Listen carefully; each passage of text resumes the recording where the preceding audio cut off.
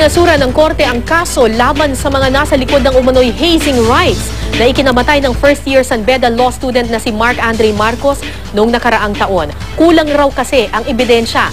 Labis naman itong ikinagulat at ikinalungkot ng pamilya Marcos. May news to go si Cesar Apolinario.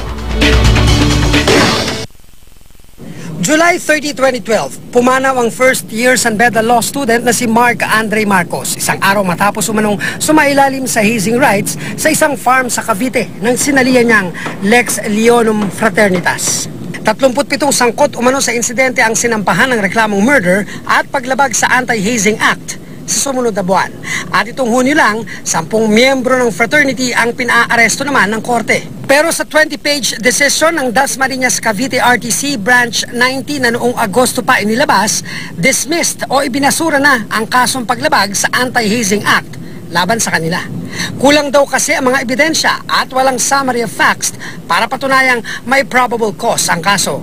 Di rin daw reliable ang salaysay ng saksing si Cornelio Marcelo na napatunayan daw ng korte na wala sa farm na mangyari ang initiation rights. Posible rin daw na impluwensyahan lang ng pulso ng publiko ang Dasmariñas City Prosecutor's Office dahil sa pag-cover ng media. Ikinagulat at ikinalungkot ng pamilya Marcos ang desisyon ng korte. Ang sinasabi ng mga accused ay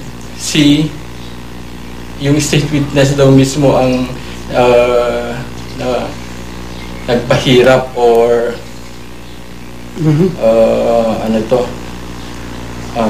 siyang lumalabas na parang siya pang nagparusa, no? Nagparusa. Ngayon, kaya mag-isa lang niya daw dapat. Ngayon, sino ang hindi credible ngayon? Hindi imposible naman mag-hazing yung isang tao lang. At kaugnay sa sinabi ng korte na walang probable cause at pawang media hype lang ang nangyari. Napakahirap pala ng ganito na